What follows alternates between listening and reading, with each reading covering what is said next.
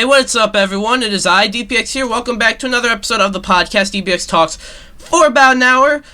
It is February 24th, 2023. I got quite a few topics. Not a whole lot today, actually, now that I think about it. The list is a lot shorter, but I have some stuff I want to talk about briefly. Some big stuff I want to talk about. You know, the State of Play happened. Mortal Kombat 12 kind of leaked and might be coming out this year. There's the Aquaman reactions. YouTube CEO Susan Wojcicki steps down. All that and more. So yeah, I'm just gonna get right into this. First of all, I just want to say Atomic Heart, a new game that came out, and it's got some I'm not gonna talk about the controversy because I'm not really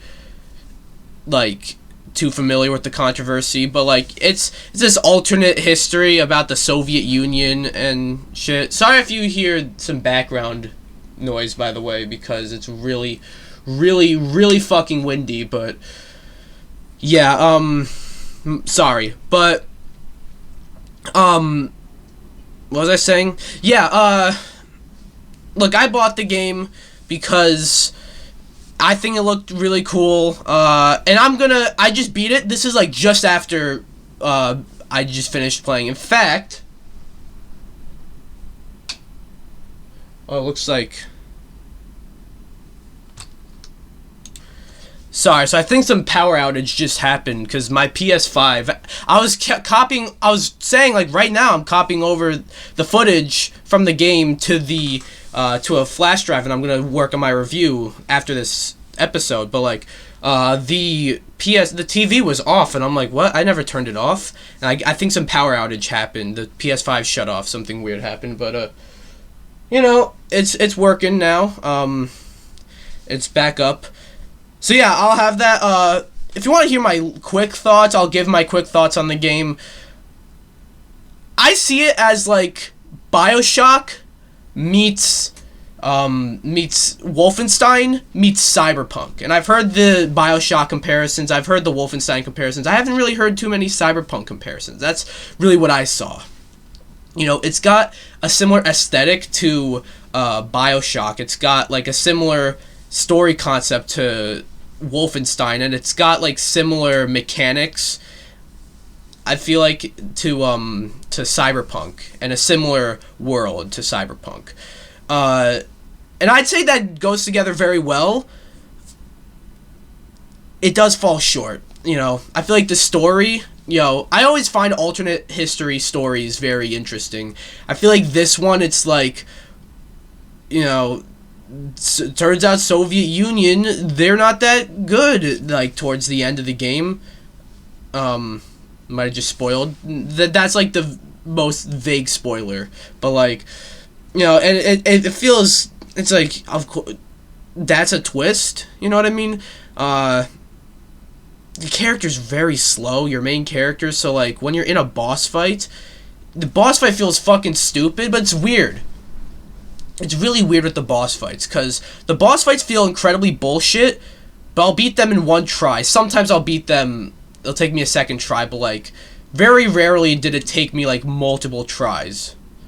Sorry about that. I don't even know if you heard that, but alert popped up. I heard it. I don't know if you heard it though, but yeah, there's one boss that did take me multiple tries to beat. The way I was able to beat it, the game glitched. The boss froze and was just levitating, and I was just able to attack it, and then I beat it. I still can't believe that happened.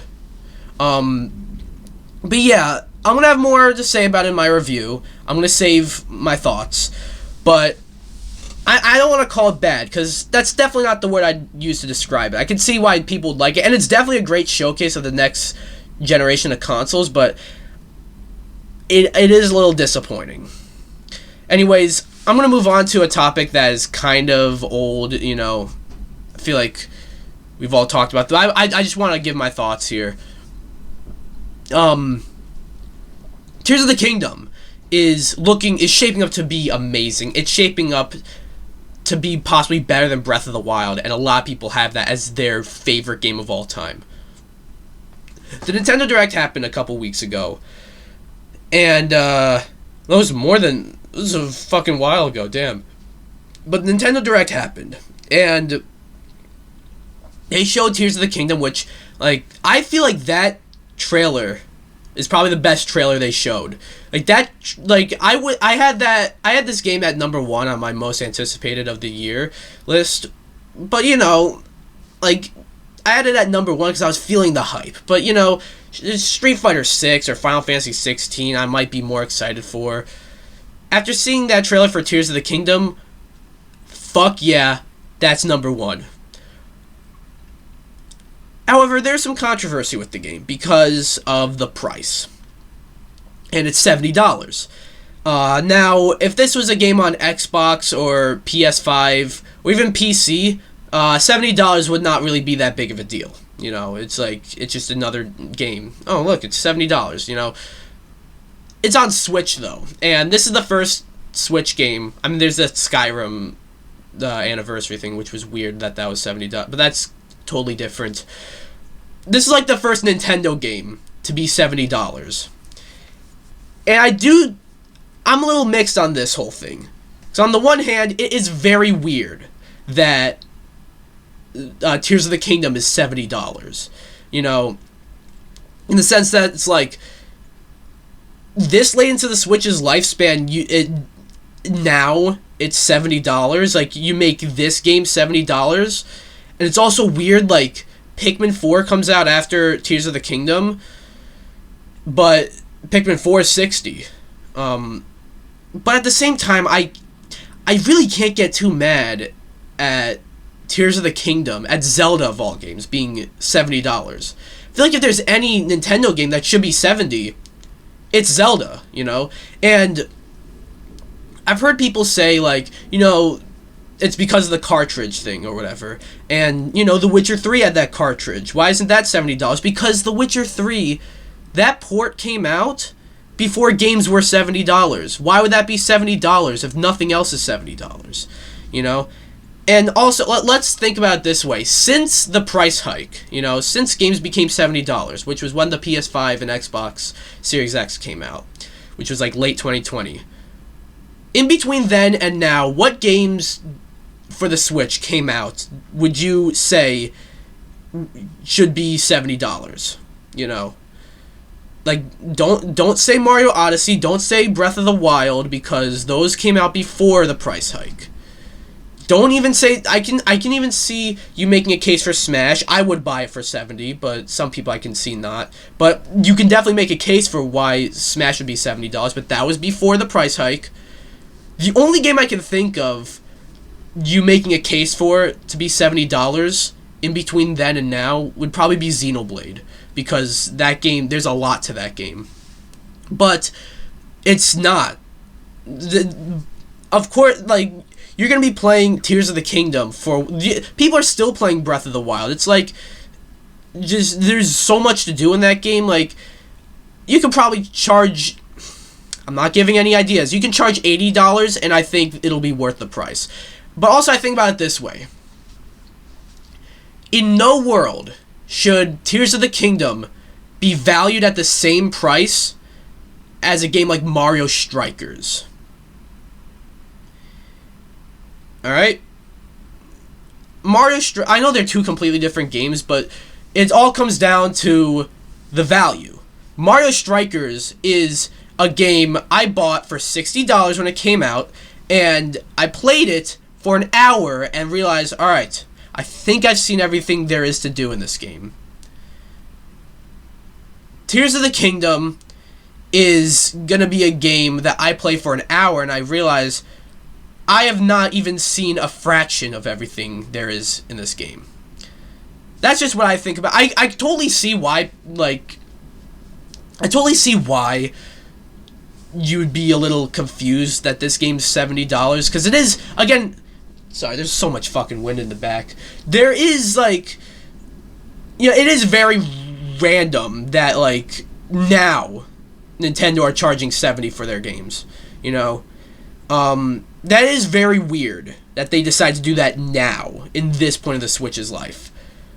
But, like, I've seen... I'm not going to name names, but I saw someone I know say, like, Zelda does not deserve to be $70. Which I think is a poor choice of words, unless you mean that. Because when you say it does not deserve to be $70, that means you don't think it is a $70 value. You don't think you get, like, $70 worth of, which is, like, it's all up for opinion, you know. If that's your opinion, you're wrong, but if that's your opinion, that's your opinion, you know. But, like, I don't see in what world Breath or Tears of the Kingdom, unless the game sucks, which, imagine if that game sucks, that might be a bigger controversy than Cyberpunk. But if the game, there's no world where you can convince me that Tears of the Kingdom should be valued at the same price as Mario Strikers.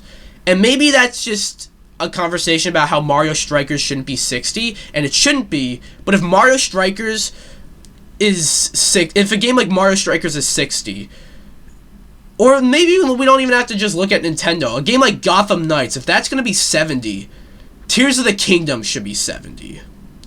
That's just what I think about it. Anyways, one more brief topic.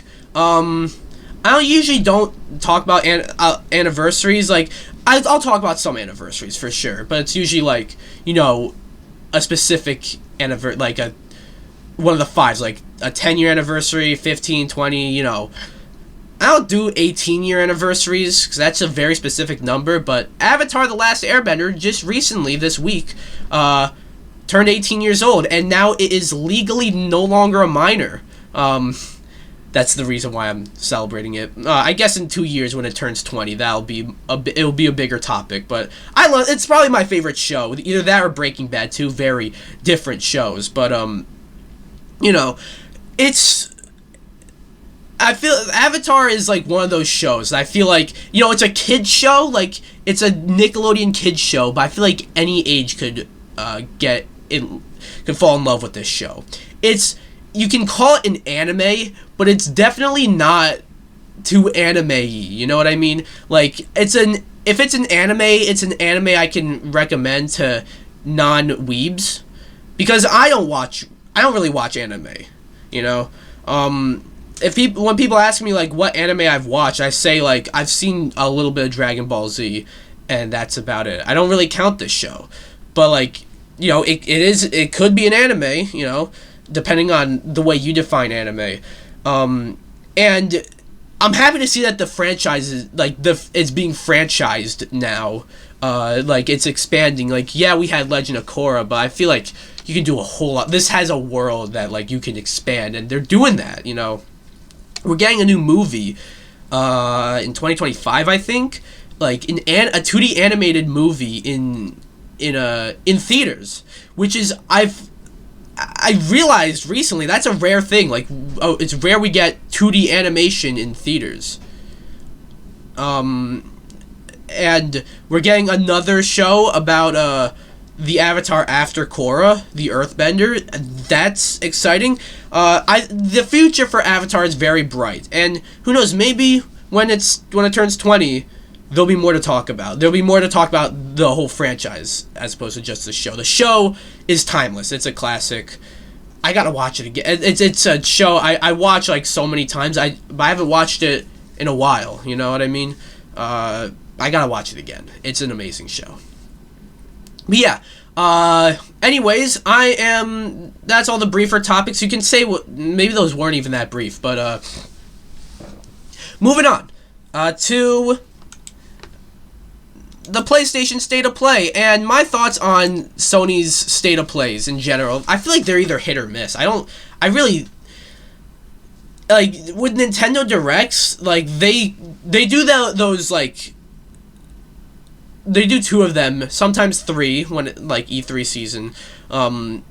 They'll do 2 of them, or 3 of them, and they'll pull out all the stops. Like, they'll just announce a whole bunch of stuff, and I honestly feel like it's rare that we get, like, kind of you know, a disappointing direct. I feel like like, the recent one was really good. The one before that, where they showed a bunch of farming simulators, was not that good. But the one before that, where they showed Mario Strikers and Switch Sports before they turned out to be disappointments, that was really cool. State of Plays are a little weirder. Like, they don't really... They're more like third-party showcases. Like, a Nintendo Direct partner showcase. The State of Play is really more like that.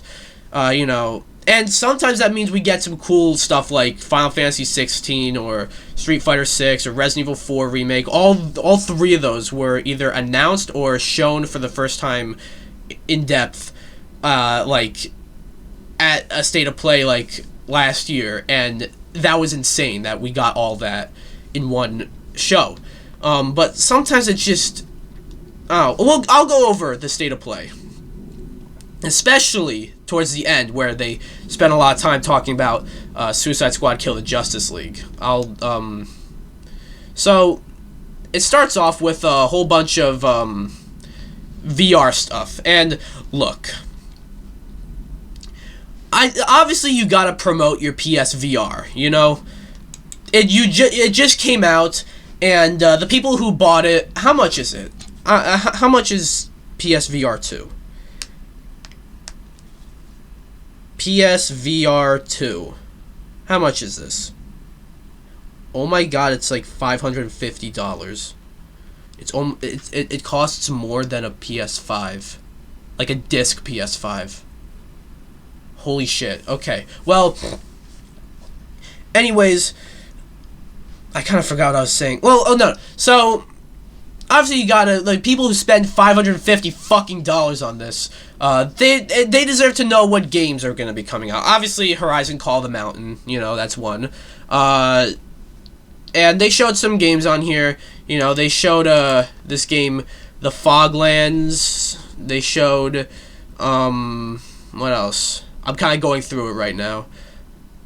Horizon, Call of the Mountain, of course. They showed a bunch of games. I'm not gonna go over each game, but Before Your Eyes actually looked really cool.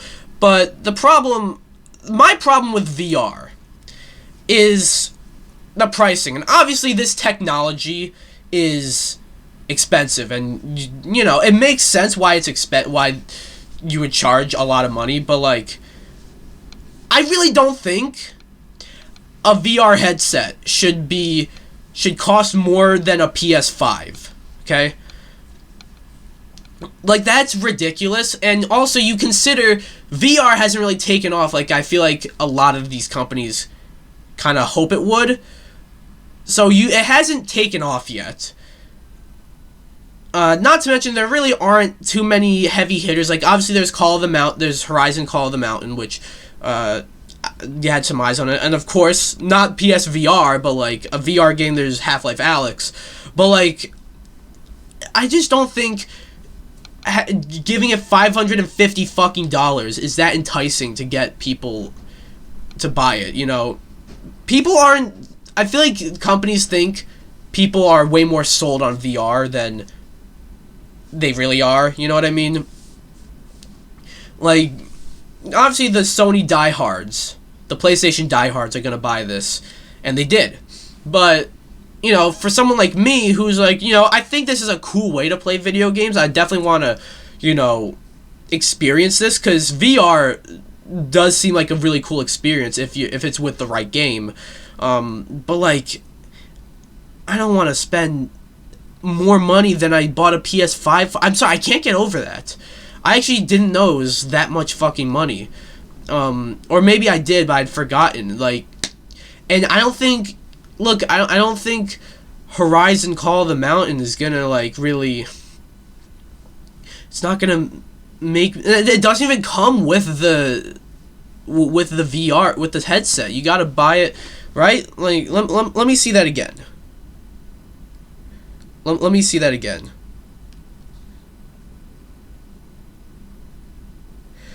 The bundle with Horizon is $600. It's like, bruh, like, that's not... I'm sorry. you don't have a product that, like, people will just, obviously, like I said, the diehards, but, like, you know, it's not gonna do well, because not everyone's sold on VR, and $600 fucking is not gonna sell them on it. Yeah, that's just what I think, and we spend a lot of time on VR, so, like, I get why, but, you know, it's just, I want these companies to understand that VR, like, you know, it's definitely, it has potential, but it's like, you know, it's very expensive. There's no, like, big games. The biggest game is, like, Half-Life Alyx, which is, like, is that, like, a brand new Half-Life game, or is that, like, a spin-off, you know? And there's just not much that's really enticing to VR, you know what I mean? And a giant price like that isn't gonna... And plus, all these games, again, aside from Horizon, is, like, they're, like, kind of indie games, you know? They're not gonna really get people to buy VR. But yeah, next up was Destiny 2, the new expansion, Lightfall. I'm surprised there's still expansions for this game. It does come out, like, in 4 days at the time of recording this. Kind of strange that they showed a brand new trailer for something that comes out so soon. But I don't know. I don't care too much for Destiny 2. I don't think I've ever played Destiny 2, now that I think about it, but, you know, it's just, they're coming, there's an audience there, of course, but, like, I don't like it when these companies spend so much time on DLC in a presentation like this, because, like, this expansion isn't going to get people who aren't playing the game to play the game. It's not going to do that. Obviously, I say that, but, like, when a Nintendo Direct happened with a bunch of Smash content, I like, freak out, but, like, and I guess that's some bias on my part, but also, like, Smash is definitely more, you know, universally, I'm gonna say this, Smash is more universally beloved than a game like Destiny 2, you know? Maybe. I don't know. I'm gonna move on. Next up, we got Chia, which I feel like we've been seeing this game so much. Like, it's been in, like, every PlayStation showcase. Like, I think this was in the original PS5 reveal. I remember seeing this, like, back then. Or, like, or, like, one of the PlayStation showcases for the PS5. I remember seeing this, you know. And, I mean, it looked cool. I'm not gonna say it looks bad. It looks like a Breath of the Wild, is like, it looks a lot like Breath of the Wild, which I think is really weird that, like, you know, there's Zelda clones and then there's Breath of the Wild clones, you know what I mean?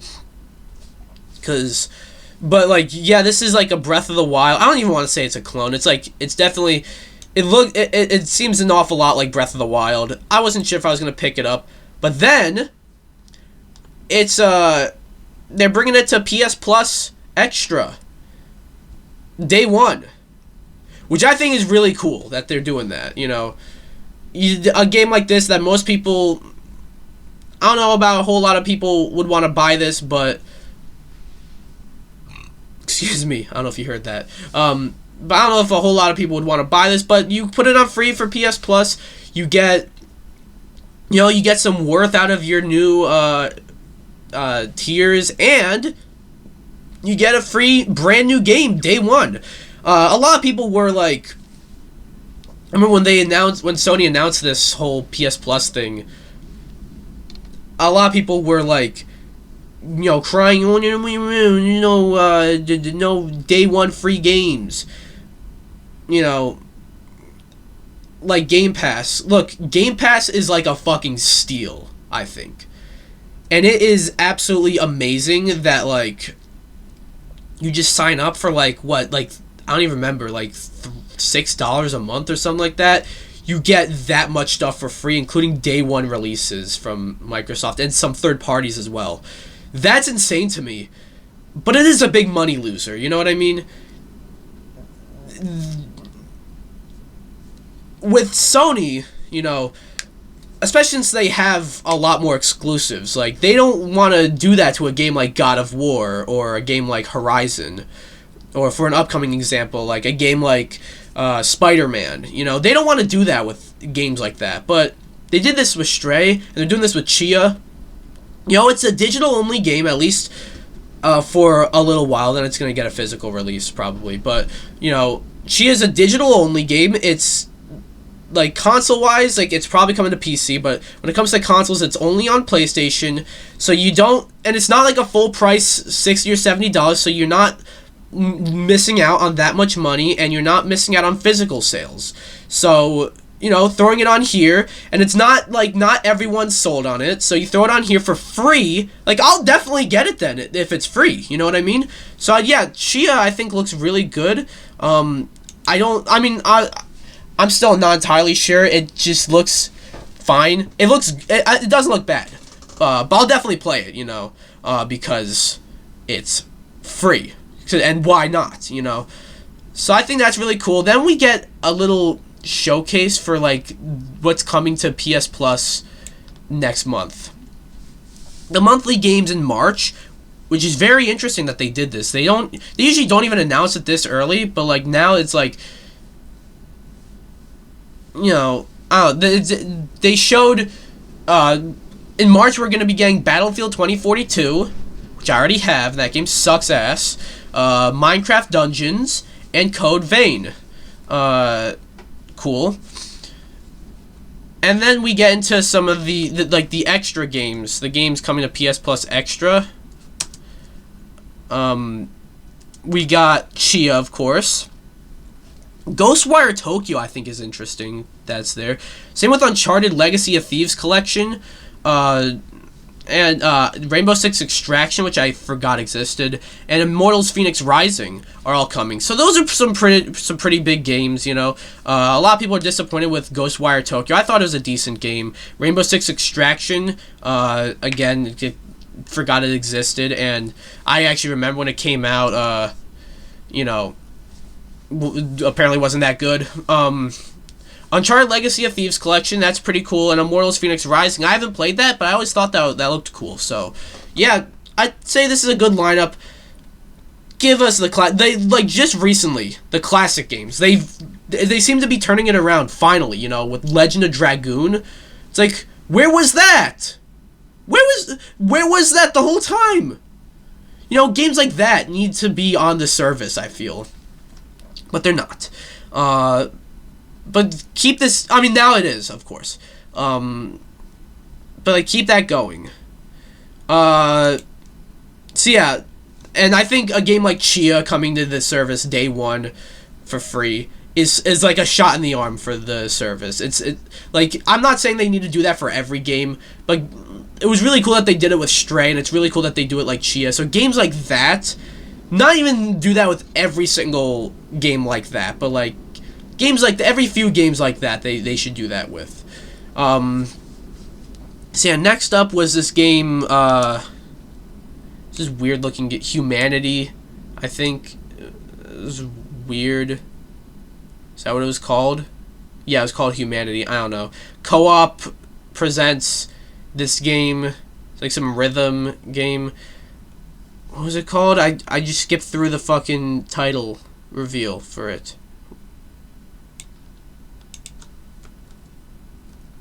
It was Goodbye Volcano High. I feel like we've been seeing this game at a lot of PlayStation State of Plays. But then there's we got Naruto. Naruto Ultimate Ninja Storm Connections. I don't know Naruto really, and I don't play any of the games, but I don't know if this is like a remake, remaster, you know, brand new game. I know the Ultimate Ninja Storm games have their audience, so that's pretty cool.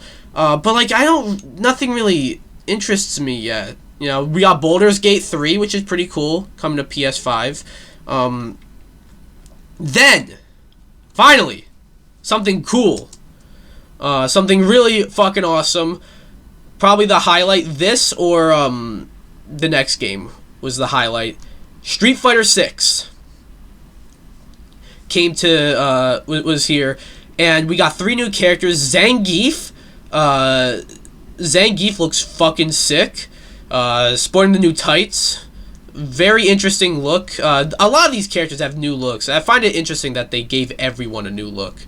I don't know if I ever talked about that, but like, yeah, Zangief's just so much bigger than everyone else in this game, which I think is, like, some of the games he's kind of the same size, whatever. Next up, we got Lily, who, she looks interesting. I honestly, I remember the leak, but I forgot about Lily. So, like, when she said, I'm summoning the wind or whatever the fuck, I thought that meant Rashid, because Rashid was in the leak. So, yeah, I don't know where he is, but, Lily looks really, like, I love the art style of this game. The visual style, like, all the colors and stuff, it looks very colorful. And, then we finally got, of course, Cammy, who, because of her, I'm not buying this game because she is wearing pants. I'm sorry, that I couldn't say that with a straight face. She's wearing pants now, and a lot of people were, like, up in arms when that originally leaked, but, like, you understand they're gonna have her original outfit as an alternate costume. You guys understand that, right? But yeah, Cammy's back. She looks really cool. And yeah, the game just looks sick. Every time they show Street Fighter 6, it just looks better and better and better. I cannot wait for this game. Next up, we get the Resident Evil 4 remake, which, it looks so cool. It looks so good. Like, I originally was opposed to them remaking Resident Evil 4, because, like, they remade the first 3 games to play more like 4. Like, they should have remade a game like Code Veronica, which they still should. You know, that game still is kind of stuck, not aged the whole, like, all that well. But, you know, this game, remaking Resident Evil 4 into a horror game, I think is a fantastic idea. It's something I never thought about. Because Resident Evil 4, I love Resident Evil 4, but it's... And this isn't a bad thing. It's just, you know, it's not a horror game. This is a horror game, so I'm stoked. It comes out in a month. I think it comes out in a month from today, right? Yeah, in a month from today. And they're releasing a special demo coming soon. And I think there's rumors of a Capcom showcase. I think that they're gonna show that. They're gonna drop it then, which is really cool. Now, the presentation kind of takes a nosedive, you know. It was cool with Chia, and it also got up and running, I guess, with stuff like it definitely, like, the highlights were definitely Street Fighter 6 and Resident Evil 4 remake, but then I don't know. Suicide Squad killed the Justice League. They spent 15 minutes talking about this game, which, I mean, I'm not mad that they, like, you know, I knew they were going to spend 15 minutes talking about this game because that's what they said they're going to do. Man, after the leaks of the Battle Pass and shit, my excitement for this game went down completely. I'm not buying this. I was like, I'll buy this game. Then that came out, all the Battle Pass stuff came out. I'm like, no, I'm not buying this game. I'm sorry. I got burnt by games like Gotham Knights, where it's like, it's like insulting for the amount of money they asked for and how little there is in the game. I'm not buying this game for $70 just to have it be a live service. And we see the live service game, like, it's just declining, you know, within the past week, early this month, really. The amount of live service games that announced that they're shutting down, you know, some haven't even been out for a year, like Rumbleverse, which I thought that game was doing well, but not, like Knockout City, which I actually really like Knockout City, but, you know, it didn't really get much of an audience.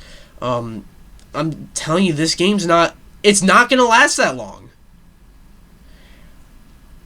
It'll last at least a year, I think. a year before it shuts down. I'm not even sure about a year before it gets announced that it's shutting down.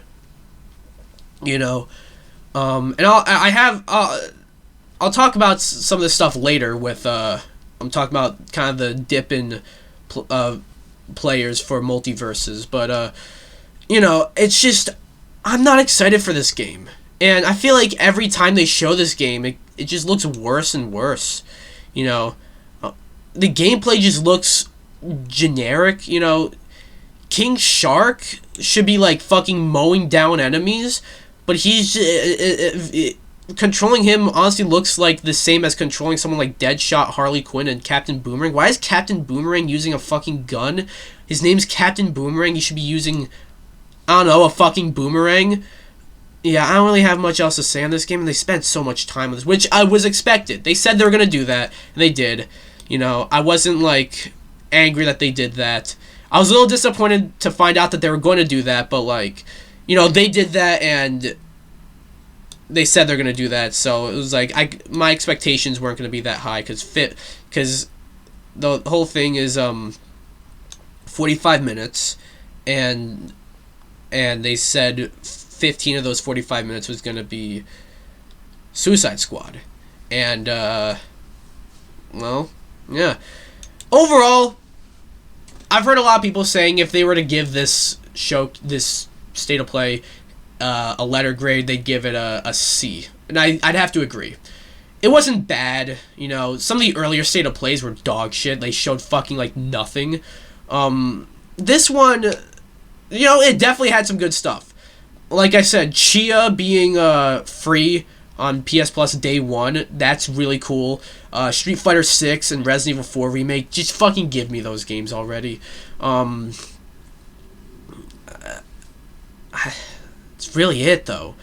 And they spent, that was like, I want to say like maybe 5-10 minutes total of this 45-minute showcase.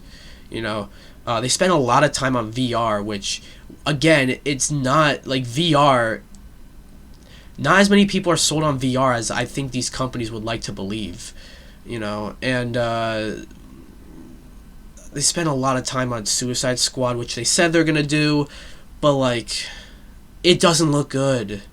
The game just doesn't look good. But yeah, I spent a lot of time talking about the State of Play, so I'm going to move on to another topic, and this one is actually quite crazy that this happened.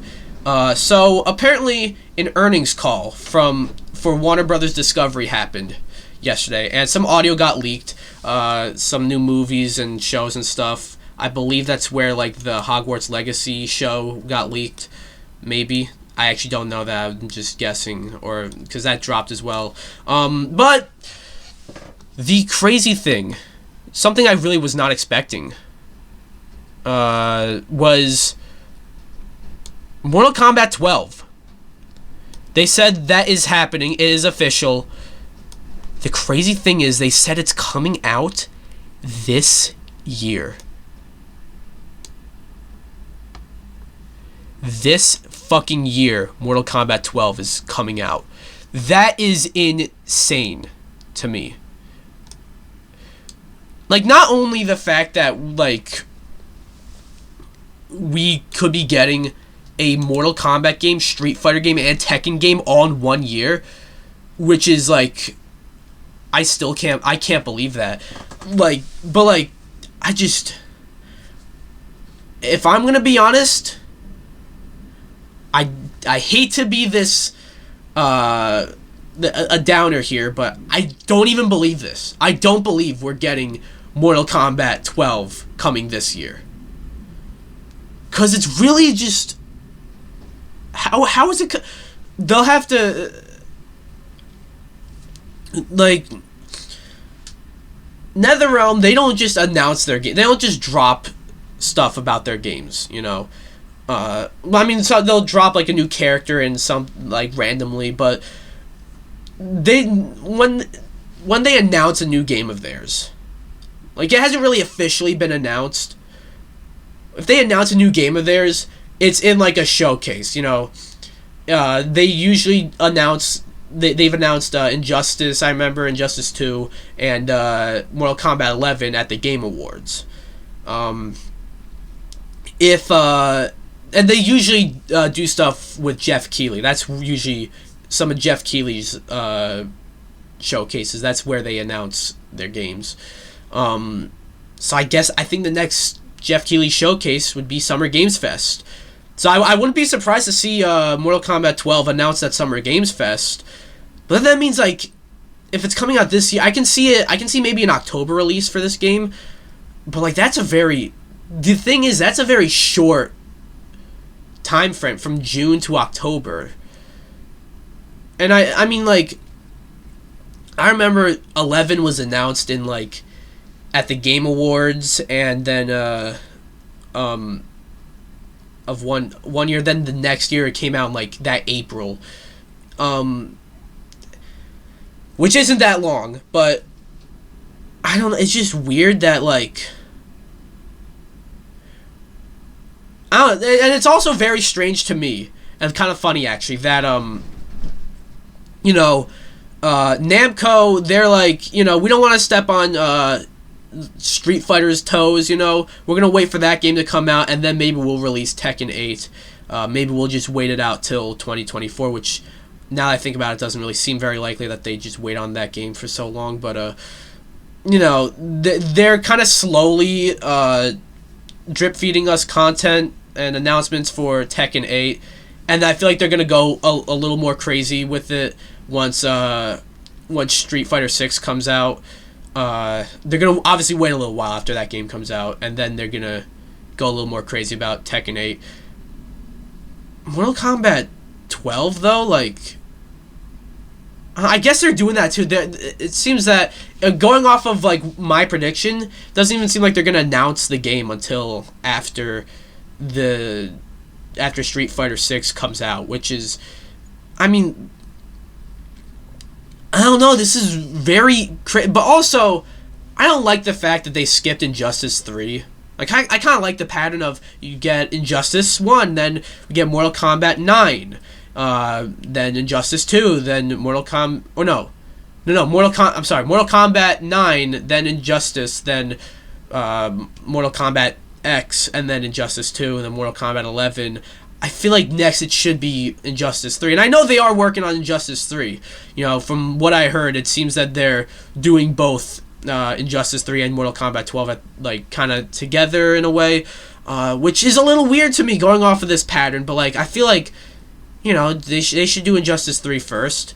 But obviously, Mortal Kombat's gonna make more money. I heard that Injustice 1 and 2, the sales kind of disappointed, which is a little shocking to me because it's DC, and, like, Injustice is pretty popular from my experience, but it's Mortal Kombat, that's their bigger game. And I'm excited, I'm interested to see, because I feel like it hasn't even been too long since Mortal Kombat 11, which it has been, it's been 3 years since that game concluded. So, I mean, but it doesn't feel like it's been that long. I don't know why. Like I said, it has been pretty long, And I think, like, there is a much smaller gap between Injustice 2 and Mortal Kombat 11 and their releases. But I'm interested to see. I can't wait for Mortal Kombat 12. If it's coming out this year, that's insane. But yeah, that's my thoughts. Those are my thoughts on that. And yeah. Alright, next up, we have something concerning YouTube. Alright? And this is interesting. This is kind of shocking, actually. Susan Wojcicki, someone, if you're a YouTube user, even if you're just, like, familiar with YouTube, you should know she was, for a while, like, for a really long time, she was the CEO of YouTube. But I feel like out of nowhere, sorry, the sun's being a bitch, but out of nowhere, it's seemingly out of nowhere, she stepped down, and a lot of people are rejoicing, and I guess, like, there is... I would understand why people are rejoicing, because there were some really stupid decisions under her. You know, removing the dislike button, which, that one, it's really crazy to see, like, how much the internet just fucking hates each other, but we can all come together and disagree that, removing the dislike button is a fucking boneheaded decision. But she stepped down. Susan Wojcicki stepped down, and we got a new fucking CEO. And I'm going to read the message from Susan Wojcicki. Hi, YouTubers. 25 years ago, I made the decision to join a couple of Stanford graduate students who were building a new search engine. Their names were Larry and Sergey. I saw the potential of what they were building, which was incredibly exciting, and although the company had only a few users and no revenue, I decided to join the team. It would be one of the best decisions of my life. Over the years, I've worn many hats and done so many things: managed marketing, co-created Google image search, led Google's first video and book search, as well as early parts of AdSense's creation. Worked on the YouTube and DoubleClick acquisitions, served as SVP, Senior Vice President of Ads, and for the last 9 years, the CEO of YouTube. I took on each challenge that came my way because it had a mission that benefited so many people's lives around the world. Finding information, telling stories, and supporting creators, artists, and small businesses. I'm so proud of everything we've achieved. It's been exhilarating, meaningful, and all-consuming. Today, after nearly 25 years here, I've decided to step back from my role as the head of YouTube and start a new chapter focused on my family, health, and personal projects I'm passionate about. The time is right for me, and I feel able to do this because we have an incredible leadership team in place at YouTube. When I joined YouTube 9 years ago, one of my first priorities was bringing in an incredible leadership team. Neil Moen was one of those leaders, and he'll be the senior vice president and new head of YouTube. I spent nearly 15 years of my career working with Neil. First, when he came over to Google with the DoubleClick acquisition in 2007, and his new role, and as his role grew to become Senior Vice President of Display and Video Ads, he became YouTube's Chief Product Officer in 2015. Since then, reading so much is not my strong suit. Since then, he has set up a top-notch product and UX team, played pivotal roles in the launch of some of our biggest products, including YouTube TV, YouTube Music, and Premium and Shorts, and has led our trust and safety team, ensuring that YouTube lives up to its responsibility as a global platform. He has a wonderful sense for our product, our business, our creator and user communities, and our employees. Neil will be a terrific leader for YouTube. With all we're doing across shorts, streaming, and subscriptions, together with the promises of AI, YouTube's most exciting opportunities are ahead. And Neil is the right person to lead us. For all the... I don't want to read all this. The fact of the matter is, Susan Wojcicki stepped down and is being replaced by Neil... whatever the fuck his name is. Neil Moen. Yeah. And people are celebrating that Susan Wojcicki's gone. I didn't hate her. You know, she seemed... From the interviews and stuff I've seen of her, she seemed actually like... You know, she kind of knew what she was doing. She seemed passionate about YouTube and everything. But she did make some really stupid decisions. But...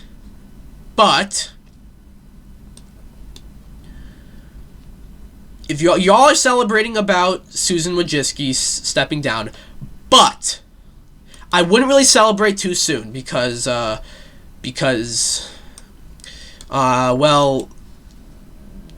how do I say this? Neil Mohan, the new CEO, is trying to integrate NFTs. And this is a quote from Neil Mohan that I'm reading from Bazinga Crypto. We believe new technologies like blockchain and NFTs can allow creators to build deeper relationships with their fans.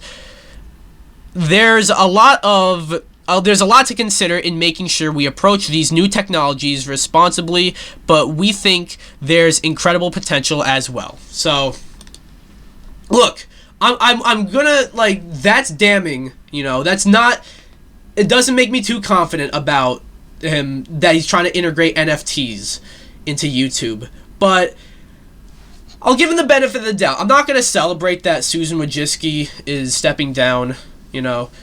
She doesn't seem like a bad person, you know, but I feel like it was time for her to step down. She was there for a while, and, you know, it might be a good idea to see a new person take over. Maybe if Neil Mohan brings back the dislike button, I think immediately, like, there's a lot of respect for him from, like, a lot of people. You know, it's ironic to me. I watched the Aquaman's video on this, so I'm just gonna see what he said. But it is ironic, and I agree, that removing the dislike button is something that everyone ironically disliked. You know, so you gotta bring back the dislike button, fix the whole copyright bullshit. So many people, like, I remember at the beginning of the year, so many people's channels were being effective, and it's not like the whole AdSense January thing. It's just some weird new policies they incorporated. Get rid of the whole, like, cursing shit. Like, I don't care. That's why I curse so much. I really don't. Fuck you. I really don't give a shit, you know? That's why I curse a lot. But, like, you know, it is really stupid that you're punishing people from cursing. You're trying to keep it a kid-friendly product when there is a kids section. There you go. That's how you divide the two what's the word? The two types of content. So why punish people for being a little more edgy, you know? If they want to make kids content, there's a whole category for that. You know what I mean? And don't go through with the NFTs. Please don't. But yeah, that's just my thoughts on the new YouTube CEO. This actually wasn't something I thought I'd see, because it wasn't even something I really thought about. But yeah, I'm gonna move on. Yeah, next up, we got some reports about Aquaman 2, or Aquaman the Lost Kingdom. This movie,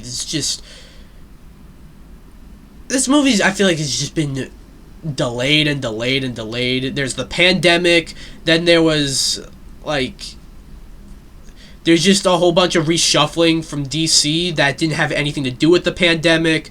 There's, like, you know, the James Gunn stuff. James Gunn came in, kind of is resetting the DCEU,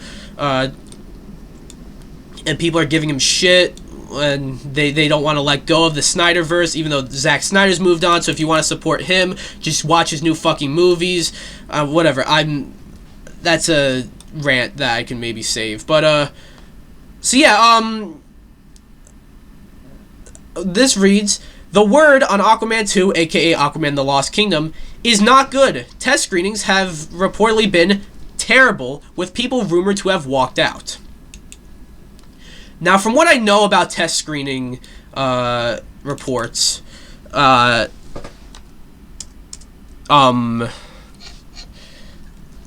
what I know about test screening reports, they're usually bullshit, because, like, A lot of the time when a like there are test screening reports about Wonder Woman saying that was awful, and it came out, and at the time it was like people were saying it was the movie that saved the DCEU, and it was definitely like their best movie in a while. And at that point, I think it was their best movie, in my personal opinion. But so you gotta take that with a grain of salt. However, there are some people in some circles. There's some people that like have inside scoops, and they said that they heard that that Aquaman, The Lost Kingdom, is bad. They heard it is not good. The Lost Kingdom, reading from comicbookmovie.com, The Lost Kingdom was described as an unfocused mess with, quote, lame, unfunny jokes. Some would apply the same criticisms to the first movie, to be fair. And yeah, there was one guy, I wish I can find it, but like, I just can't. There was one guy who, you know, he gets a lot of inside scoops, and he said he heard from, you know, his sources that the movie's not good. Now, I'm a little conflicted, because in that he said he doesn't like the first movie, and this movie's an awful lot like the first movie. So it's like, if you didn't like... So, what I'm trying to get at is, if you like the first movie, you'll like this movie. If you didn't like the first movie, you won't like this movie. So, like, you're not really telling me that it's bad. You're just saying you didn't like it because you didn't like the first movie, and this isn't a lot like the first movie. How many times did I say first movie? But, you know, then he goes on to say, like, he heard from sources that, like, they said it's not good. And I feel like that's a little different, you know? And a lot of people are wondering, you know, why don't they cancel The Flash with Ezra Miller, you know? Apparently, those similar sources say that The Flash is amazing, you know? Now we're hearing the same kind of word about how The Flash was amazing. We're hearing the same kind of word about Aquaman, and it's apparently not. It's apparently really bad. Now, like I said, they were fucking with this movie a lot, you know, and it's like the pandemic happened, of course, but like also they're making changes to this movie. And it wasn't even like, you know, to make the movie better. It was just to line up with the vision for the DCEU or the DCU or whatever they're doing, you know. And, you know, there are a bunch of rumors that Jason Momoa is out as Aquaman, and he's going to be playing Lobo in James Gunn DCU. And they're not going to announce that yet because... Of course, why would they announce that before Aquaman comes out? That's why, I hope you guys understand, that's why Ezra Miller has not been fired yet. They're not going to fire him before The Flash comes out. I want to say they should have fired him years ago when those videos went viral. That's perfectly fine, I agree. But, like, they didn't, which is fucking stupid. But, like, they're not going to fire them now. Sorry. Yeah, this Ezra Miller's fucking... grooming minors and assaulting people, and y'all are gonna get on my case for using the wrong pronouns. But regardless, back to Aquaman. Look, I'd say take these test screening reports with a grain of salt, but insider sources are a little different, saying that people saw the movie and it's not good. I'm still gonna see this movie, you know. I think they, like... This movie's just... Aquaman 2's just been in limbo, I feel. I feel like they've had it done for so long, and it's just been sitting there because, like, reshuffling and shit, and, you know, the pandemic... The reshuffling happened after the pandemic, of course, and then the James Gunn and everything. It's just... This movie, I feel like, has been through a bit of a roller coaster. But what do you guys think about the Aquaman 2 reports? Next up, we got, this one is very unexpected. It was very bizarre. Y'all know Angry Birds. Angry Birds, what the fuck? We all know Angry Birds, right? It was a worldwide phenomenon, kind of undeserved if I'm gonna be honest. All you're doing is you're slinging birds into pigs from a slingshot. I don't think there's anything too crazy about that. But it blew up, and it was a worldwide phenomenon. It got, it got ported to consoles, it has a theme park attraction, 2 movies, Red, the Angry Bird, was, like, for a little while, kind of, like, positioned as an iconic video game mascot. Recently, within the past few years, like, before this news, I actually kind of forgot that Angry Birds was a thing, because it's just been, like, an afterthought in my brain for so long. But, this is very weird. I haven't seen too many people reporting on this. But, coming off of The Verge, this headline reads, "The classic version of Angry Birds is being delisted from Google Play, but renamed on the App Store," which is, so they're delisting Angry Birds, which is like on the Google Play Store, and they're renaming it on the, which is weird. That's weird. Reading off of The Verge. "If you want to get classic Angry Birds from Google Play, the version that costs just $1 and isn't laden with microtransactions, you'd better get it quick.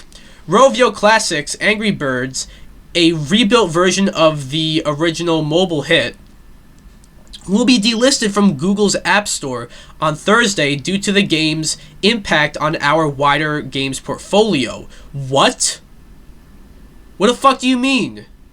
Developer Rovio announced on Tuesday.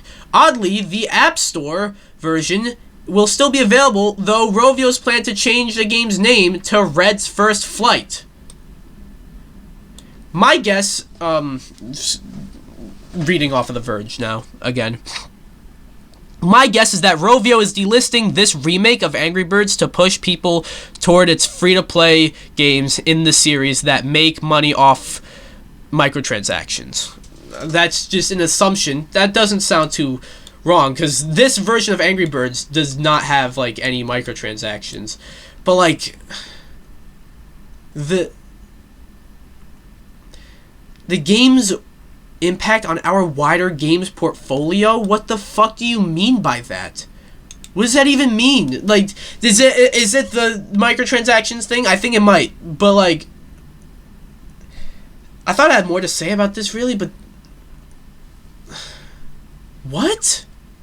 This is very bizarre to me, because, like, it doesn't, for the bit of it I read before this, and, of course, reading now, it doesn't seem like they're pulling the game for any good reason. And also, why would you pull it from the Google Play Store but keep it on the App Store? What? I'm confused. Why? Like, I don't even know what to say. This is really bizarre to me. I didn't think this would be that bizarre. That said, I don't know why. That said, I don't know why Rovio isn't just changing the name of the game on Google Play like it is on the App Store. While the change to Fred's First Flight will likely make the game much harder to find unless you know exactly what you're looking for, it will at least be there as an option. Rovio didn't immediately respond to a request for comment. Okay. Here is a transcribed version of Rovio's full Twitter message about the change, which is a little difficult to read in the tweet.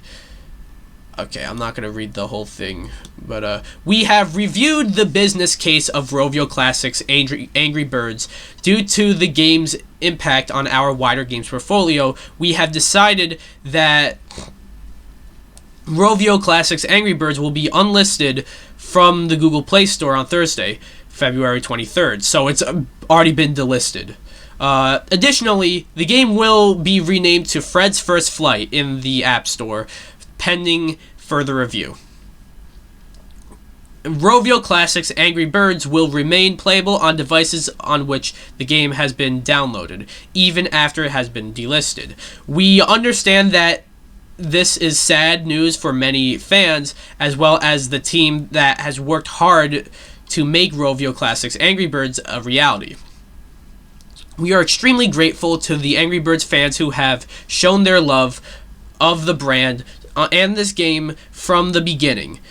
We hope those fans can continue to bring that passion for our live Angry Birds slingshot games, such as Angry Birds 2, Angry Birds Friends, and Angry Birds Journey, where our goal every day is to craft the best possible experience for players. So, yeah, reading more into it, I really don't see... They pulled it for seemingly no reason, which is very weird, you know. I don't know what to say. This is weird. But yeah, I'm going to move on before my brain starts hurting. To one more topic. I alluded to this earlier. I said I was going to talk about this. Multiverses. Multiverses, one of my favorite games of last year, you know.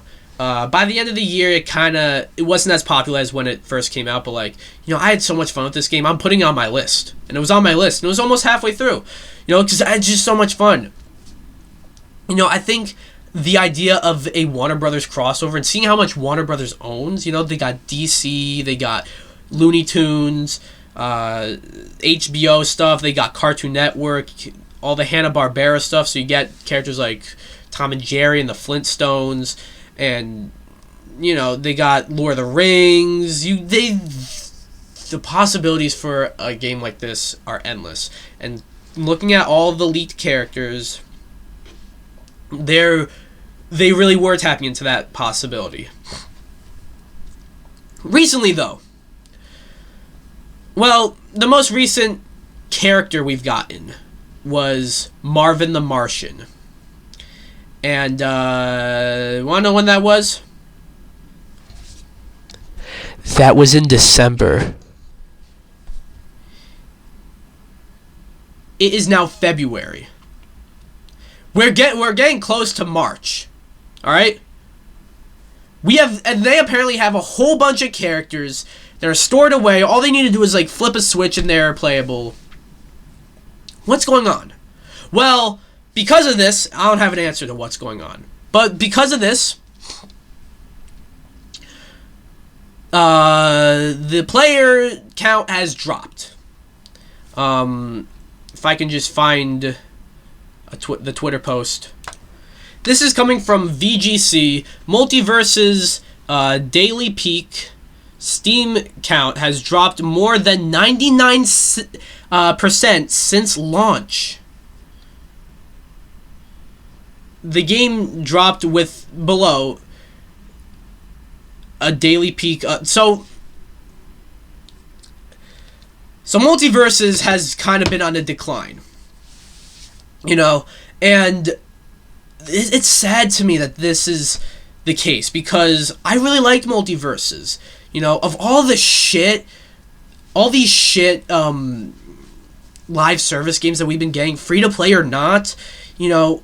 All these games that, like, didn't really catch on, you know, like I said, Knockout City I thought was a lot of fun, but, like, you know, no one really played it.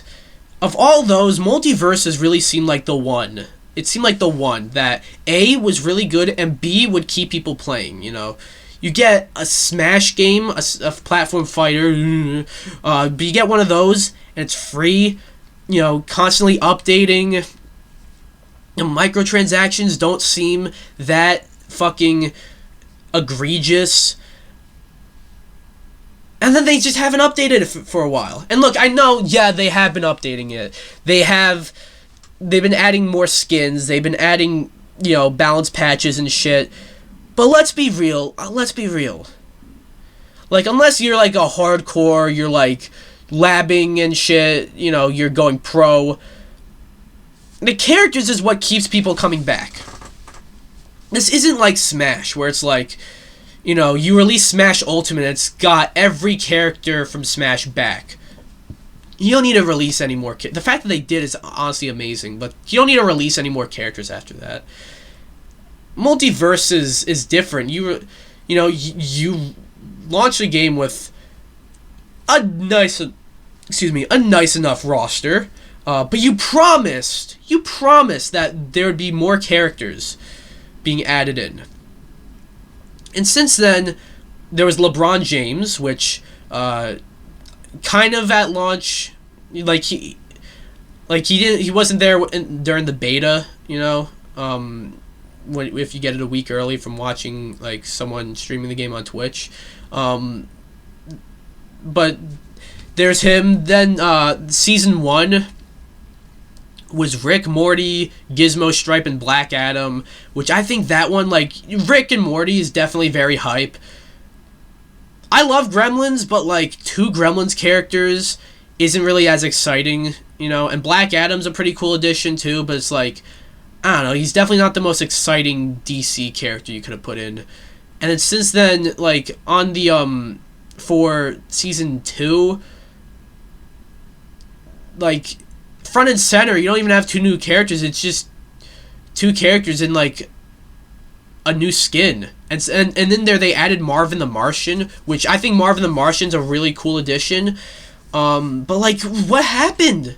Like, and maybe you can say, like, a lot of the times, I remember this happening with Final Fantasy XIV, where that game, it was like 2021, they went crazy with that game. That game did very well, you know, probably peaked in 2021. And by the end of the year, they're like, all right, we gotta step back. We're gonna take a little break from this game. And you know what? That was deserved, because they went crazy. Like I said, they went crazy with that game. It peaked. They had to stop selling the game because it was selling so well. So maybe you could say they were doing that with Multiversus, but you don't. I'm sorry, you don't have a game where like you can really do that with, you know? Like, you're not.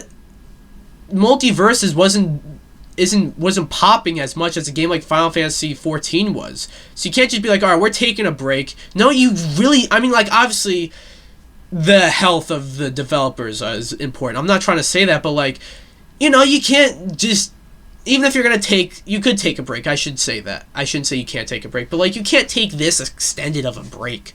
And there's like no word of like any new characters. Like, the Twitter account's like uploading, they're like posting stuff about like how, you know, new content coming, new fucking tournament, there's this new mode. It's like, okay, but how about a new character, you know? Because these modes are cool and all, but like, I'm telling you, new characters is what gets people talking. New characters is what gets people playing. You know, the modes, they're cool. The stages, they're cool. These new events are cool, but characters, that's what people... Look, you can argue with me. I don't care. Characters is what people come here for, you know? Smash, like, obviously there's a lot more to it in Smash, but like, let's be real, Smash blew up the way it did because it's a massive crossover, you know? It's like, I don't know what's going on over there.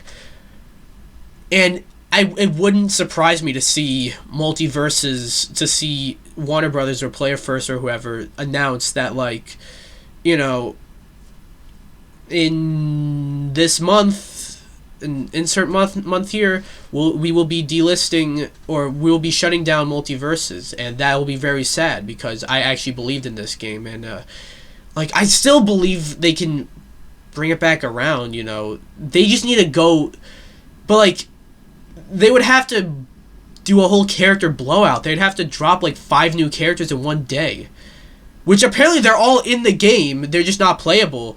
So like, I'm not gonna pretend I know what it's like to develop games, but like, I don't see what's holding them back. I don't see why we haven't gotten a new character in almost 3 months, you know. But yeah, that's just what I think. What do you guys think about Multiversus and its decline right now? Anyways, I think that'll do it for this episode of the podcast. I am starving, so I'm gonna end this and eat something tasty. But anyways, what did you guys think of everything I talked about? If you're on YouTube, go over to my SoundCloud, DPX Talks, for about an hour. Follow me there. If you're on SoundCloud, go to my YouTube channel, DPX Solo. Go subscribe. I make new videos. I make reviews for movies, games, shows. I do top 10s, solo missions, of course. Again, I'll have a review for Atomic Heart coming soon. But yeah, I'll see you guys in the next month with a new episode of DPX Talks for about an hour, and I think I'll have a guest on. I think I know who. But yeah, you'll just have to wait and see. Hopefully I didn't just jinx myself, but alright, take care, guys.